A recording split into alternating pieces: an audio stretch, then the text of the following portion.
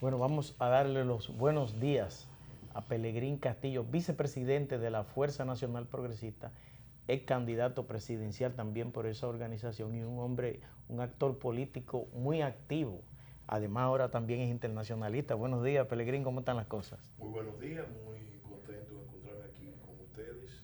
Muchas gracias por la invitación y un saludo a los amigos y amigas televidentes de por la mañana. Hay un asunto, doctor,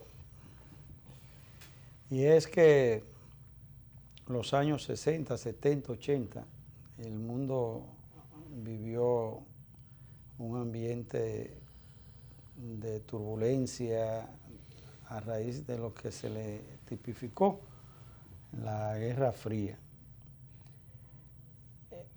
Estamos en presencia de situaciones similares o peores.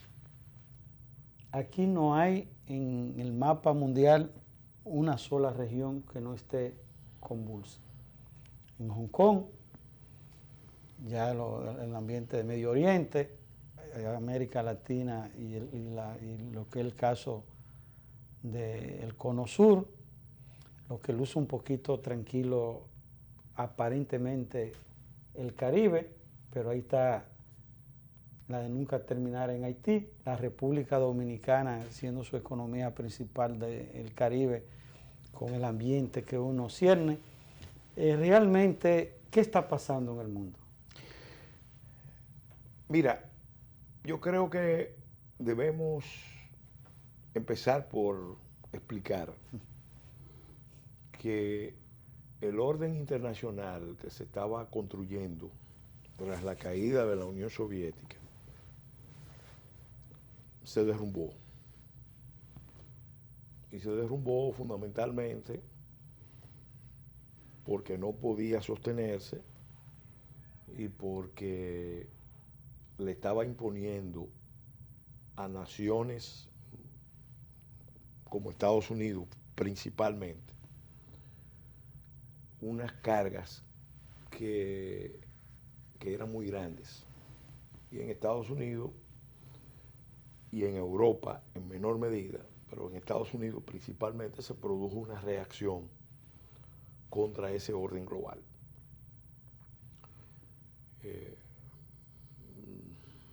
Primero con el Tea Party, cuando eligieron a Obama, inmediatamente después, ¿Pero desapareció el Tea en las Party? elecciones de medio término, eligieron al Tea Party y ese movimiento de republicanos radicales, nacionalistas, fue lo que preparó el ambiente para que después se eligiera a Donald Trump. Hay mucha gente que cree que Donald Trump fue un accidente histórico y Donald Trump no fue un accidente histórico. Donald Trump,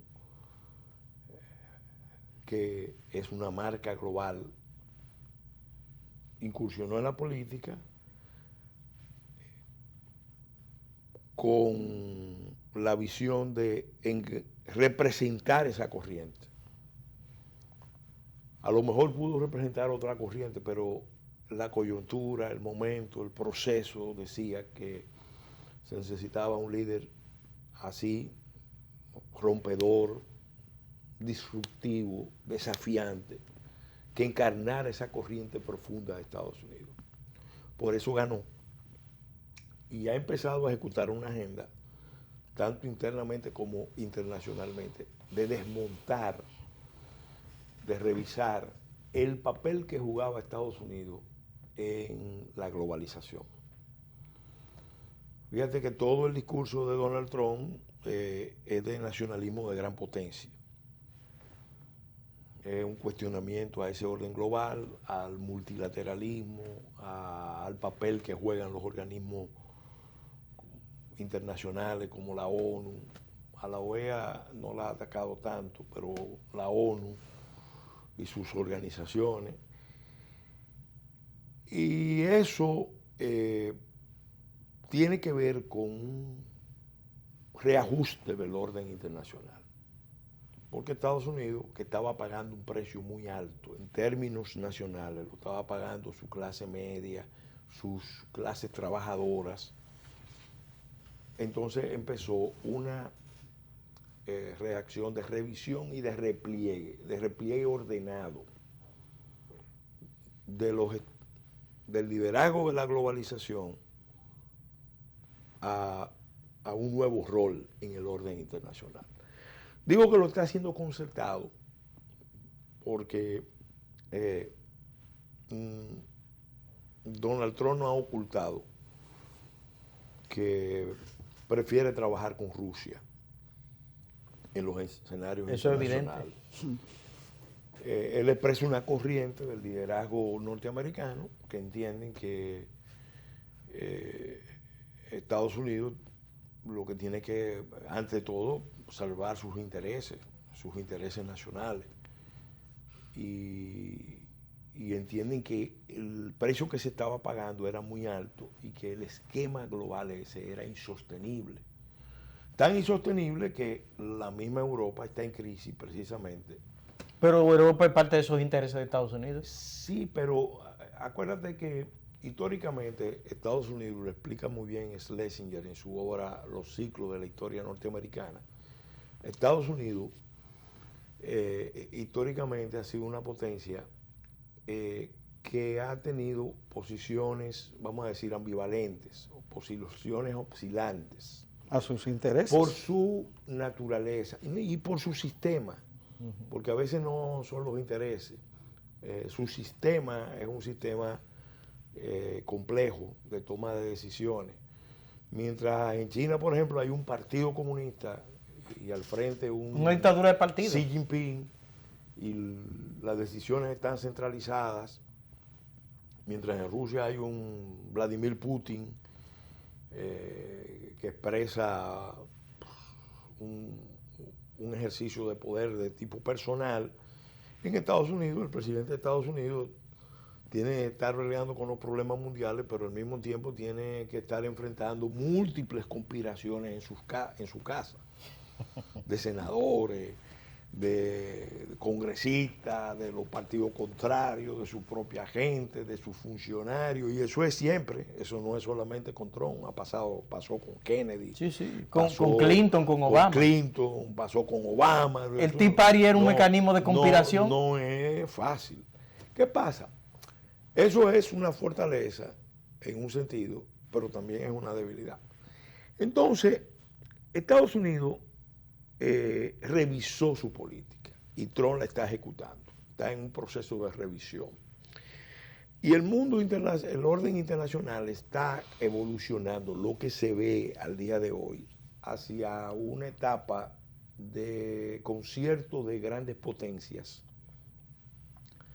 que son fundamentalmente tres, y hay otras regionales. Tú ves un triunvirato en el mundo. Xi Jinping, Putin y Trump dominando el escenario mundial, y luego en otro plano, una Narendra Modi, nacionalista de gran potencia en la India, un Jair Bolsonaro que aparece cuando ya se derrumba el socialismo del siglo XXI, el PT, Brasil, la hegemonía del PT. Entonces hay una reacción, un militar apoyado por los militares brasileños, que obviamente tenían la opción de tomar el poder por las vías tradicionales o de apoyar un candidato de extracción militar que reflejara su política. Eso está pasando en otras partes del mundo. Entonces se está produciendo un reacomodamiento del orden internacional.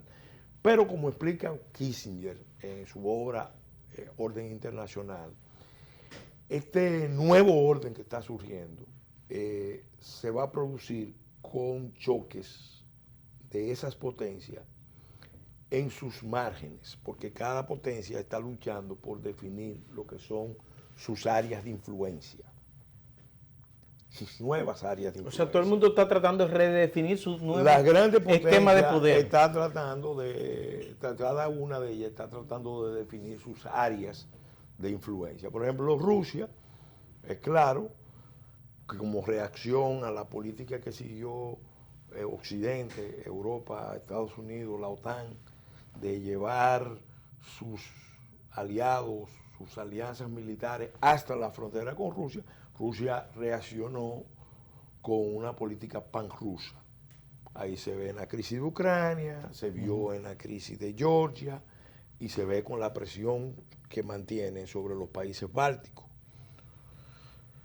Entonces, ¿qué está haciendo Putin también? Bueno, en Medio Oriente, que siempre ha sido un jugador importante, se concertó con Estados Unidos para el manejo de la crisis siria. Porque Estados Unidos dijo, nosotros nos retiramos de Irak y se están retirando, nos vamos a retirar de Siria, que fue parte del compromiso, pero ellos saben que no pueden tampoco retirarse dejando un vacío, porque países como Israel y como Irán, si ellos dejan un vacío, entran y puede haber una guerra regional nuclear. Claro. Entonces, tanto Rusia como Estados Unidos están en una fase de concertación para el manejo de la crisis de Medio Oriente. ¿Dónde se está produciendo ahora mismo el mayor choque? Se está produciendo entre China y Estados Unidos.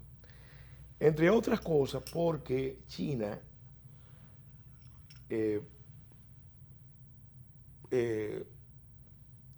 China ya pasó a ser de una potencia asiática, regional, en ascenso, a un jugador mundial que empezó a retar la hegemonía de Estados Unidos en el mundo. Así es, y no solo eso, sino, aunque en el plano militar todavía China no tiene ese nivel de inversión que tiene Estados Unidos, pero China en el plano comercial prácticamente ha desplazado a Estados Unidos en todos estos países que antes eran áreas de influencia de Estados Unidos. La más grande en comercio. Alexander, China pudo hacer eso porque la política americana estaba al servicio, la política comercial de Estados Unidos, al servicio de la globalización.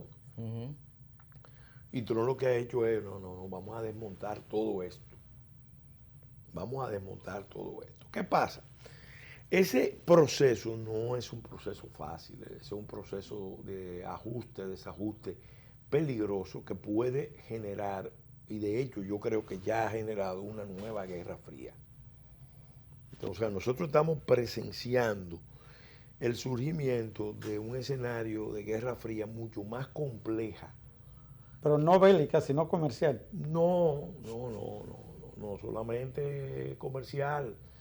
Mira, la competencia se está dando en el plano de la tecnología, se está dando en el plano de la inteligencia y la diplomacia. Ustedes han visto el debate aquí del embajador chino con la embajadora norteamericana. Se está dando también en el plano militar, aunque no hay guerras abiertas, sí hay un pulso. Y se está dando a través de nuevas formas de lucha. Ahora, por ejemplo, ahora mismo, vamos a detenernos a analizar eso. Sí, pero para que me lo explique de una vez ahí, Pelegrín, en lo que pero ¿qué papel juega ahora mismo el Caribe en todos estos conflictos y América Latina? Porque incluso estamos viendo cómo China está penetrando. Hemos visto cómo Taiwán ha perdido a sus principales aliados en la región y lo ha asimilado China. Y Estados Unidos a la misma vez ha estado dándole una respuesta. De hecho, el gobierno dominicano tiene un vínculo muy estrecho con China y se siente que se ha distanciado de los Estados Unidos. ¿No tiene eso que ver ahí en la dirección de Alexander para acompañar la respuesta de esa acción de China al margen de que tengan una política internacional de ir a esos espacios? ¿No está eso también establecido por un descuido de Estados Unidos en la región? No, mira, esa es la clave para entender lo que está pasando. Cuando cae la Unión Soviética, Estados Unidos se dejó cautivar por una visión ideológica de que ellos podían darle el soporte de gran potencia, de superpotencia, a un orden global dominado por los mercados, la tecnología, el multilateralismo, el multiculturalismo, y pasar a ser en los hechos la potencia soporte del orden mundial. Esa visión ideológica que tuvo formulación de diferentes autores norteamericanos, tenía la idea clave de que era un proceso irreversible, donde llegaran los mercados, las tecnologías, ya iba a haber un tipo de relación diferente, y Estados Unidos, a través de los poderes blandos y de controlar los organismos internacionales, el multilateralismo. Fue la época en que Joseph Nye, su secretario de Defensa de Estados Unidos y uno de los teóricos, decía la importancia de controlar los órganos multilaterales porque son los formadores de la legitimidad internacional. Eso se expresó con optimismo en la Primera Guerra del Golfo. Después Estados Unidos demostró su poder duro en Kosovo, atacando las fuerzas serbias con uso de poder militar, pero eso es en la frontera de Rusia, en su zona de influencia, frente a un país eslavo. Y ya empezó a producirse un tipo de reacción contra la globalización. Empezó en Rusia, con la elección de Vladimir Putin, siguió con el 9/11,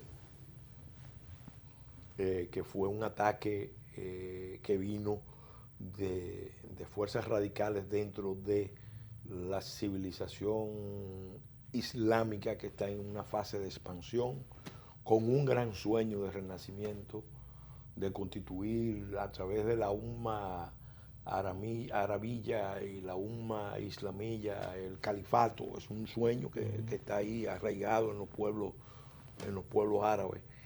Eso son reacciones frente a la globalización, y eso arrastró a Estados Unidos a Afganistán, arrastró a Estados Unidos a Irak.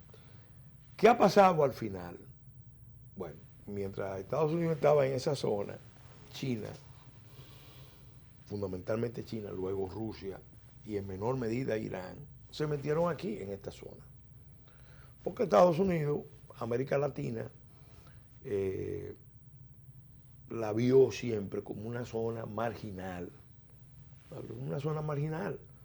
de su dominio, que en ningún caso podía, vamos a decir, obviar la geografía.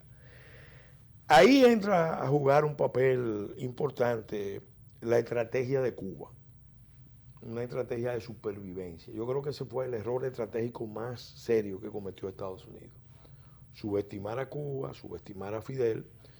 Cuando Fidel ve que va a caer la Unión Soviética, antes de que cayera, se preparó hacia la región. Atrae al PT y fundan el Foro de San Pablo. Ese Foro de San Pablo era la estrategia de las fuerzas de izquierda, las fuerzas llamadas progresistas, para enfrentar el mundo sin la Unión Soviética. Y en América Latina lograron alinear a muchas fuerzas, a muchos partidos, pero cuando ganó Chávez, y luego con el apoyo de Chávez gana Lula, se consolida ya el proyecto. El proyecto se consolida, porque estamos hablando de que Cuba, como centro ideológico, estratégico, Brasil, potencia regional, sin duda, Venezuela, la misma Argentina. La Argentina dio un giro, porque ¿sí? El nacionalismo histórico del peronismo hace así, da un giro, pero ellos no son propiamente del Foro de San Pablo. Pero ese es otro mundo. Estaban más cerca que... Estaban más cerca en ese momento. Se contaba con ellos. Entonces eso termina impactando en el continente. Pero los Estados Unidos, especialmente la visión liberal de los Clinton, de los Obama, no le importaba eso. No le importaba eso. O sea, Obama, por ejemplo, no le importó ir a La Habana. Claro. Firmaron unos acuerdos con Raúl Castro de establecer relaciones diplomáticas, supuestamente para ponerle fin a un conflicto de la Guerra Fría, donde la base era una transición a los vietnamitas. Vamos a durar 30, 40 años más con una economía controlada por las Fuerzas Armadas cubanas y el Partido Comunista, una dictadura. Pero si nosotros hicimos eso con Vietnam, ¿por qué no lo podemos hacer con Cuba? Pero resulta que tú tienes 50 años con un conflicto, 60 años con un conflicto ideológico, donde hay un actor que tú no podías descuidar, que era el actor del exilio, que se convirtió en un actor muy influyente. En términos Ellos económicos, apostaron, tanto el régimen de Cuba como los demócratas, que esas fuerzas se iban a diluir, que al final todos los cubanos iban a aceptar esa realidad, que el exilio, la nueva generación iba a aceptar la dictadura. ¿Qué ha pasado? Bueno, que los cubanos fueron clave en el triunfo de Donald Trump, y ellos son los que han estado influyendo más que nadie en la política, los cubanos americanos, en la política de Estados Unidos hacia la región, para revisar esa política. Esa política de Estados Unidos era en cierta manera irresponsable, porque tú le estabas diciendo a un continente que tenía décadas luchando por la democracia, que no importaba el tipo de gobierno que tuviera, que cada país era libre de instalar el régimen que entendiera. Cuando se reunieron en la cumbre del CELAC todos los países de América Latina para pedirle a Estados Unidos que restableciera las relaciones con Cuba, el presupuesto que estaba sobre la base era el principio de autodeterminación, no necesariamente tiene que vincularse con la vigencia de un régimen democrático, pluralista, de partido, de alternabilidad, de respeto a los derechos fundamentales. Óyeme, y eso cambió con Trump, porque Trump revisa la política y dice, miren, América Latina está en crisis, porque cuando se descuidó la relación con Cuba, al final Cuba se apodera en muchos sentidos de Venezuela. Aquí estamos hablando de un proceso de intervención donde los sistemas de inteligencia, las estrategias militares de Cuba y Venezuela están totalmente coordinadas, y a su vez esa alianza Cuba-Venezuela, Nicaragua, ha atraído a la región de nuevo a China, a Rusia, a Irán, que también tienen motivos geopolíticos para venir. Por ejemplo, ustedes están viendo los conflictos en Hong Kong y los conflictos en Taiwán. Pero los conflictos de fondo, ¿cuáles son? Que China decidió la franja y la ruta de la seda, que China decidió la política del collar de perlas, y que por tanto China necesita el control del mar meridional de China para aumentar su seguridad y su movimiento comercial, claro, en esa vital zona, y tener acceso a los recursos naturales, energéticos, sí. Concretamente hidrocarburíferos que hay en ese mar. Eso lo lleva a chocar ¿con quién? Con Japón, con Vietnam, con Filipinas, con Taiwán, con Myanmar, generando un escenario que la gente no conoce aquí. La política de los 9 trazos que China formuló choca totalmente con el derecho internacional del mar. China está reivindicando unos derechos milenarios, seculares, de siglos, sobre ese mar, y obviamente el contrabalance militar en el mar meridional de China, donde China está construyendo numerosas bases islas artificiales, estaciones de monitoreo avanzadas. Eso es lo que está generando una tensión fuerte en el mundo, así como se está generando, por ejemplo, en los países bálticos, con la OTAN, Rusia, ahí, o con Ucrania, Crimea, ahí en ese mar. Entonces, ¿qué hace China cuando ve la política norteamericana? La política norteamericana es también entonces presionar a China. ¿Con qué? Con los puntos débiles de China. China tiene el punto débil de Taiwán, que es un estado muy exitoso económicamente, con muchas inversiones en China. Es más, tú no puedes entender el éxito económico de China sin la alianza con Taiwán y con Hong Kong. Entonces, ¿qué hace Estados Unidos? Bueno, vamos a activar de nuevo esos conflictos, que son conflictos que vienen de la Guerra Fría anterior. De la Guerra Fría anterior. Pellegrini, pero quisiera que entráramos ya en el caso de lo que está pasando en Haití, para que después pasemos al voto automatizado. Que tiene que ver con esto. Sí, Mira, yo quiero decirle a ustedes. Yo sé que va hacia allá. Yo quiero que ustedes tengan presente. El gobierno dominicano emprendió en 2 ocasiones la iniciativa de que el Consejo de Seguridad se reuniera a tratar el caso de Haití. Y resulta que en las 2 ocasiones China rechazó la posibilidad de que se reuniera el Consejo de Seguridad, no en forma pública, sino con la modalidad de reunión cerrada. El gobierno dominicano quería, bueno, básicamente, que se retomara el tema en el Consejo de Seguridad. ¿Por qué China hace eso? Porque supuestamente, eso es lo que se alega, el presidente Juvenal Moïse, influido por Estados Unidos, recibió a la presidenta de Taiwán, y entonces los chinos están retaliando a Moïse por ese acercamiento. Pero lo mismo están haciendo los venezolanos y los cubanos. Los venezolanos y los cubanos lo están haciendo porque la posición de Moïse en el Consejo de la OEA fue apoyar el TIAR. Lo hizo también República Dominicana. Ahora, con República Dominicana se entiende, porque República Dominicana lo que está es, para decirlo en buen dominicano, jugando cabeza. Por un lado,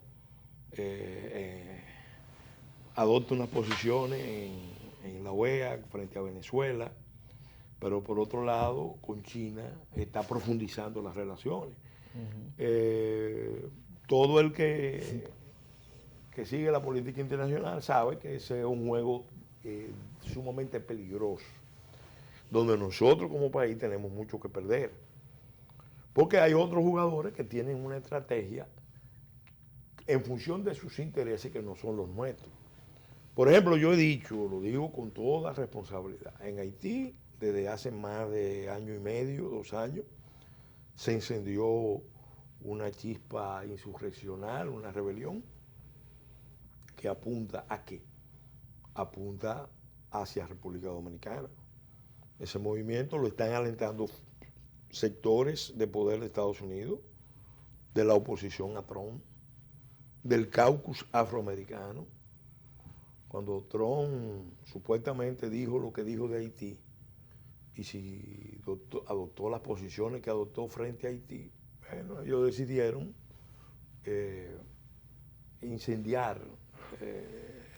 incendiar el escenario haitiano, pero apuntando hacia República Dominicana para atraer a República Dominicana a ese conflicto, porque supuestamente empresas dominicanas y políticos dominicanos son los principales responsables, junto con el equipo que gobierna, de haberse apoderado de los recursos de Petrocaribe y de haber defraudado los recursos de Petrocaribe. Fíjate hacia dónde van.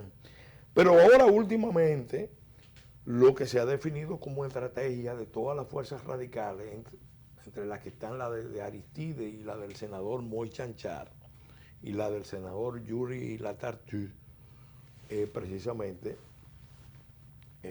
un proceso insurreccional contra el gobierno de Moïse.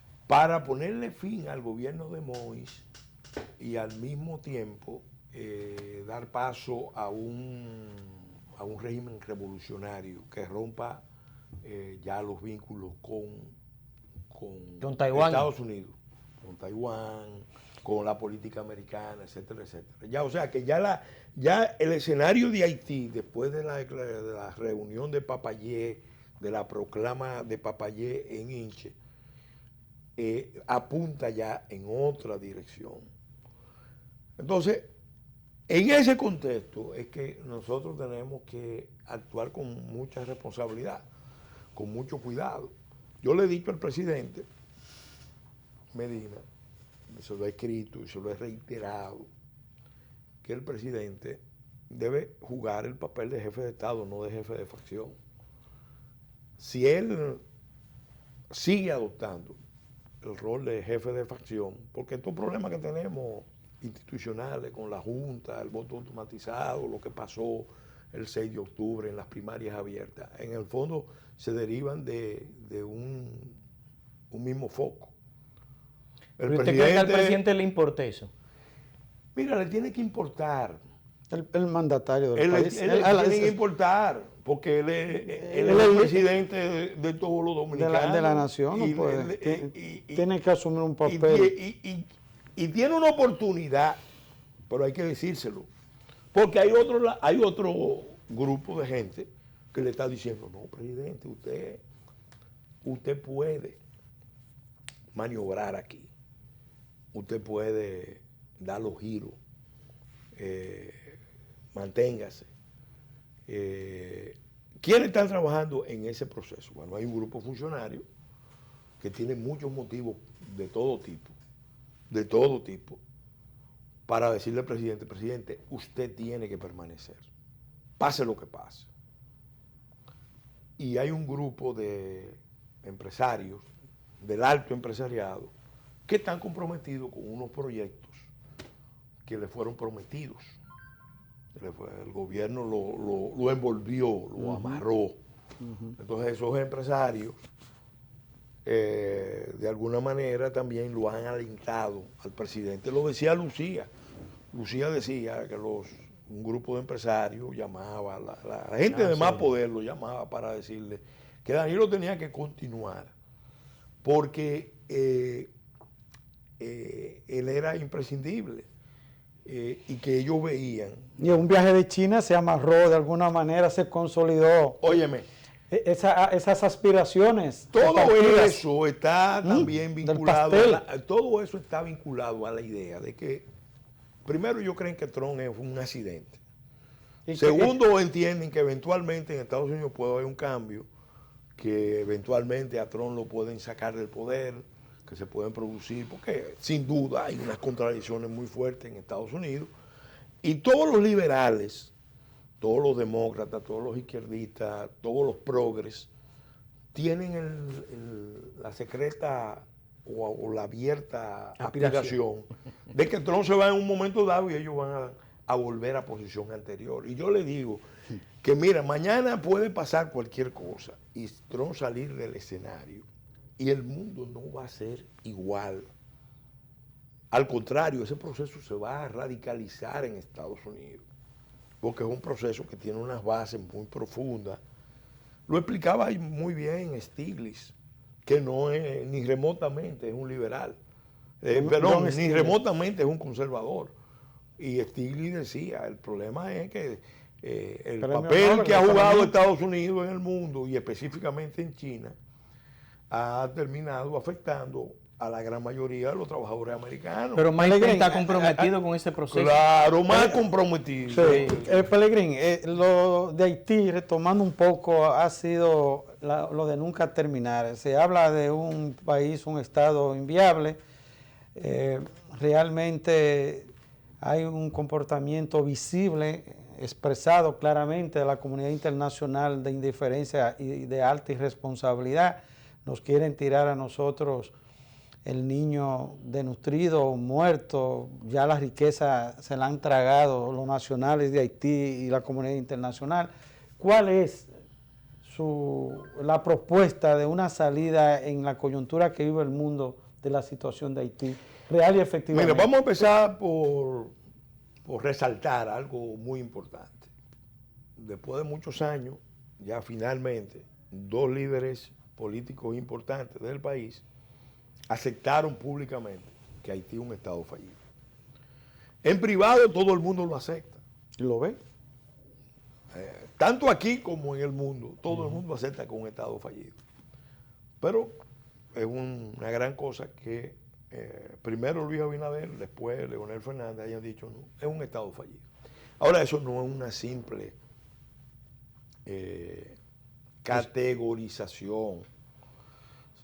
Si es un Estado fallido, eso significa que nosotros no tenemos un problema solo de migración. Nosotros propiamente tenemos un problema internacional complejísimo, con implicaciones de seguridad nacional e internacional. Y eso obliga a un cambio de política. Nosotros le estamos pidiendo, tengo años planteándolo al presidente Fernández, y se lo estamos planteando a Luis Abinader, y se lo planteamos en varias ocasiones al presidente Medina, y se lo hemos planteado tiempo atrás a Hipólito Mejía, y en general a todos los sectores. Miren, parte de la crisis de Haití, en gran modo, y por lo que se ha agravado, en gran modo tiene que ver con el hecho de que la comunidad internacional y las clases dirigentes haitianas han visto que República Dominicana es la zona de administración de la crisis haitiana. Y mientras más debilidad, y mientras más obsecuencia, y mientras más disposición se demuestre aquí de que somos la solución o el espacio de atenuación de esa crisis, menos posibilidades hay de lograr un compromiso con la reconstrucción de Haití. Edmond Moulin estuvo ahora en el país, está aquí en el país, no se ha ido. Él fue jefe de misión 2 veces en Haití y fue subsecretario de misiones de Naciones Unidas. Tiene que estar escuchando. Ayer Ito Bisonó y la Camaima lo invitaron a una charla. Yo estuve ahí presente y oí lo que él dijo. Él dijo cosas muy interesantes. Dijo que en Haití se han mandado 6 misiones, pero ninguna ha tenido un mandato ejecutivo. En realidad, las misiones de la ONU hacia Haití han estado dirigidas a mantener un orden aparente, un orden mínimo, no a solucionar los problemas estructurales de Haití. Pelegrín, vamos a seguir esta conversación el viernes. La solución a los problemas de Haití, desde los organismos internacionales, la potencia, lo han visto aquí. Y mientras han encontrado sectores anuentes a hacerle el juego, eso ha ido avanzando. Ahora mismo yo tengo mucha preocupación. ¿Por qué? Porque tenemos un gobierno sumamente débil, muy vulnerable a cualquier presión o chantaje, que por un lado quiere quedarse, por otro lado no quiere bajar, y esos organismos internacionales pueden aprovechar esas debilidades del Estado Dominicano, del team que dirige el Estado Dominicano, para asegurar concesiones muy peligrosas. Y eso puede terminar generando un conflicto. En el 94 el doctor Balaguer resistió y pagó un precio. Yo no sé si esta gente está en condiciones de resistir, porque Pelegrín, lo que yo veo es mucha debilidad. Pelegrín, vamos a seguir esta conversación el viernes próximo, si puede. Con mucho gusto. Para que abordemos con más detenimiento el tema haitiano y el aspecto político electoral de aquí, que está bastante latente. Porque el tiempo se nos fue, pero hay mucha gente, yo estoy seguro que hay mucha gente interesada en terminar de escuchar esa explicación que nos ha venido dando, que la agarró desde Europa, Asia, hasta llegar aquí. Así que vamos a seguir esta conversación el viernes próximo. ¿Cómo no? Brito. Bueno, buen fin de semana, señores. Pasen bien. Con ustedes será hasta el próximo lunes, cuando nuestra buena amiga Lindsay Casajara estará con ustedes desde las 8 de la mañana. Hasta entonces.